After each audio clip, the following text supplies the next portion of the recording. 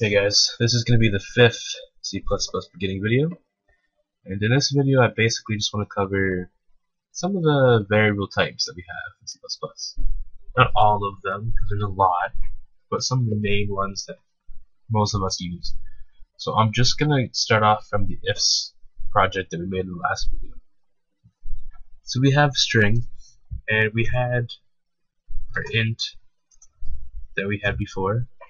But there's a couple other ones we can use too. Let's see. We got char, we got ch, which basically whenever you want to use a char, just basically a character. It's just one letter or a number. You could see my hands. I'm doing the quotation thing, but it's basically just like I said, one character. And as a string, let's go up here for a second. It's some word in the double quotation marks. To do a character, it's the single quotation marks, and then some sort of letter. What else we got? We've got double. I'm just going to organize this a little bit differently. Drag this here.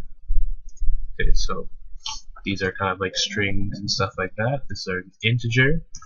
Like I said before, that's any number that doesn't have decimals. So 0 is okay, 1 is okay, 1.5 is not. But if you want 1.5, you gotta use something called double. And we're gonna call it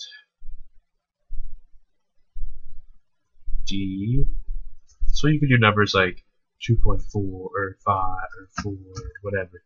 Some sort of decimal number for the doubles. There's another one called float. It's kind of the same thing. I don't really want to get into the big differences between these two. Floats are basically just, they're like doubles, but they don't take up much of space. What else we got? No, I think those are some of the main ones. If I've missed one, I'll probably cover it later, or if you know of one that I missed, just leave a comment and I'll add it in somewhere. So yeah, so what we're going to do is we're just going to play around with these variables and see what you can do with them. So what we have here is we have our enter a word with banana, apple, and stuff like that. But I'm just gonna comment this out. So I told you guys about comments, right? I guess you already answered, but okay. So a comment, you can have the double slash, which basically means I can type something in to remind myself later, hey, you did this, or you need to do this. So like for here I could go example of common variables. So I'm looking through this code, I'm like, well, why did I write these 5 variables? Oh, yeah, because they're examples of the common variables for that video. Alright, fair enough. Well, why did I comment this so? Well, I did it because not using right now. Maybe later. I probably will. Now, this one here, the slash star, is kind of like a block comment. It starts with a slash star, and it ends with a slash or a star slash. So basically anything in there is commented. It's just ignored from the code. So I'm just leave that commented for right now. I'm just gonna erase some of the space I got here. Oops. I had a cold and I thought I got rid of it, but it sounds like it's still there. Alright, so we're gonna enter a word, and what I'm gonna do is show you something kind of cool. When you have a string, it's basically just a bunch of characters. Now what you can do is you can access each character, do whatever you want to it, and look at it in different ways. So we're gonna get a word, and we're just gonna see if the word. We're gonna re-output what that word starts with, and then we will do an if to see if it's a capital or a lowercase. Kind of lame, but we're learning. Alright. So we have enter our word. We're getting the word. We have all these variables that are doing nothing. I'm gonna use these two. Alright. So we get the word. Now we have to give ch, which is the character, to give that the first letter of the word. So if we just goes equal to word, and then the square bracket 0, that's basically saying, I should have done arrays. Array is a good one. Okay, ignore what I just did here for a second. I'm going to show you another one. You can do and I'm just thinking all over the place here now. Alright, so we have an array, which is basically like, if you could think like a row of boxes, and each box is a variable, and that whole thing was one container. So you could have, an array of integers which holds multiple numbers. So I'll show an example here. So we have int, and it's an array. We're going to call it our int array. And when you do, it's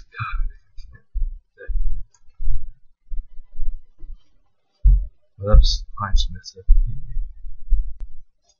Oh, but that's just stuff. I'm that big here. Thinking of some of that. Right. So we have int.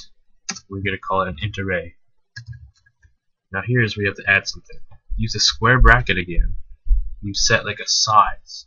Say I want this array to have 10 numbers. So then what we can do is we can say int array. Now here's another thing you have to know. For most programming languages, when we're talking about some sort of list of items, we number them. And when we start our numbers, we always start with 0. So 0 is really the first element, or the first object. So we can go int array square bracket 0, which is the first int in the int array, is equal to 1. And then we can go int array 1 is equal to 2. And so on and so forth. And then if I want to, I can see out that. Things like that. There's a couple other types of array kind of objects, but I'm going to go over those in a later video because they're kind of cool, they're kind of complicated sometimes. So let's just go back to our word. That was a whole bunch of complicated, let's just think about it later, okay? Alright, so we have our word. So our string is like a character array. It's a bunch of characters. It's not character array, but it's kinda like it. We can access it the same kind of way. So if we were to enter a word, we'd get the first letter in that word or sentence. So okay, so we're just gonna write out back to the user, just so you can see what's going on here. The first letter in your word is double shifting, and then we're just gonna write ch. And that's beautiful like that. Okay, so let's just save this and run this and see if Keegan can make sense for once. I would hope so. You watched a bunch of my videos already.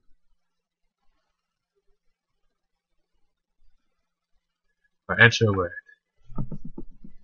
I like bananas. First letter in the word is B. Awesome. That's exactly what I was going for. So what if now notice it was capital B. If you want to pause and go back, that was capital B. Run again, lowercase b, lowercase. Awesome. Alright, so now what we're going to do is we're just going to say, we're going to tell the user, and it's uppercase or lowercase. So how do we do that? There's something kind of cool we can do. And that is, okay, so we have our ch object saved. Remember, the first letter saved in our ch object, which is character. We want to do an if statement to see if it is lowercase or uppercase. Now, we just go ahead and start writing. We go if ch is, here's kind of a cool thing. If you look up ASCII, you'll see that every character has a number value attached to it. So what we can do is say if ch is greater than or equal to the letter capital A, which means it must be high. It's got to be capital A or something else. Then We'll see out, and your letter is a capital letter. I can't spell very well, but I think that's right.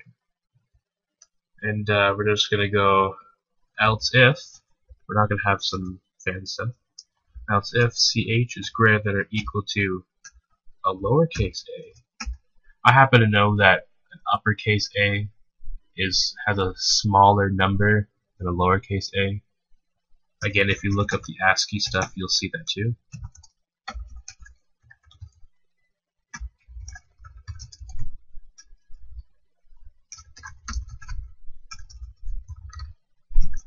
I know my typing sounds kind of like underwater, but whatever.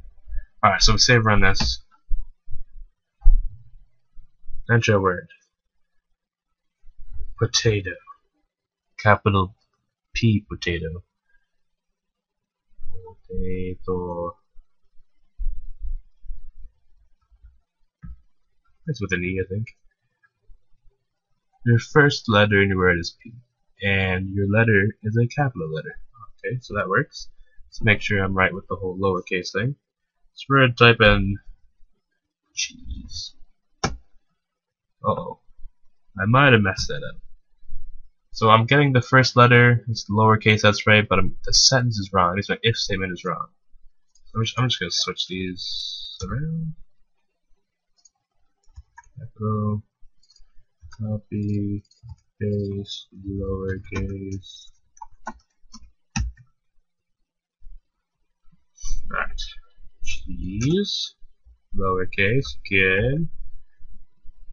Capital cheese, capital, awesome. Alright.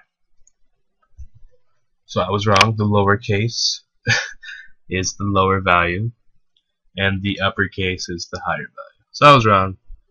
Shoot me. Everybody makes mistakes, but that's why we can do it. Fix it and make it right the second time around. Okay. So now there's also some other weird things. Like, what if I wasn't really typing words? What if I decide to go, my word is 12? The first letter is a 1, and it doesn't give me any information. Now why is that? It's because 1 is a lot lower than any of the layers in the ASCII chart.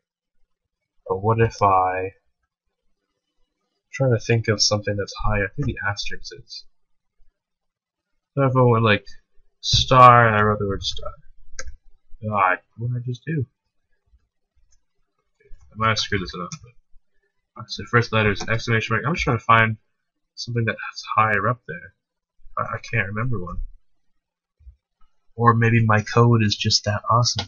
I should probably redo this video. It's pretty bad. For this one? No.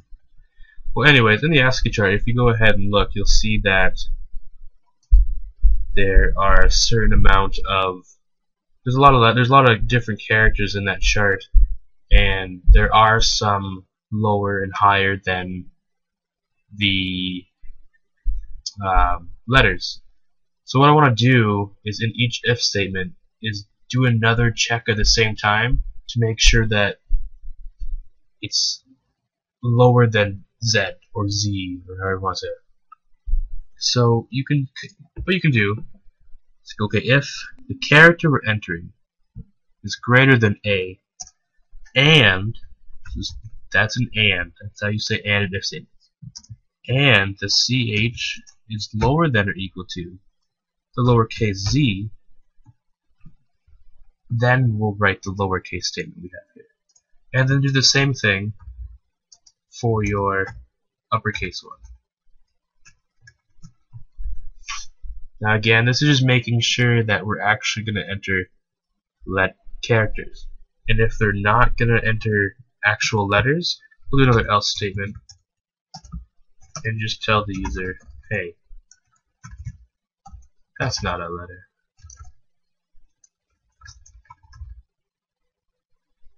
That's not how you even write, Keegan.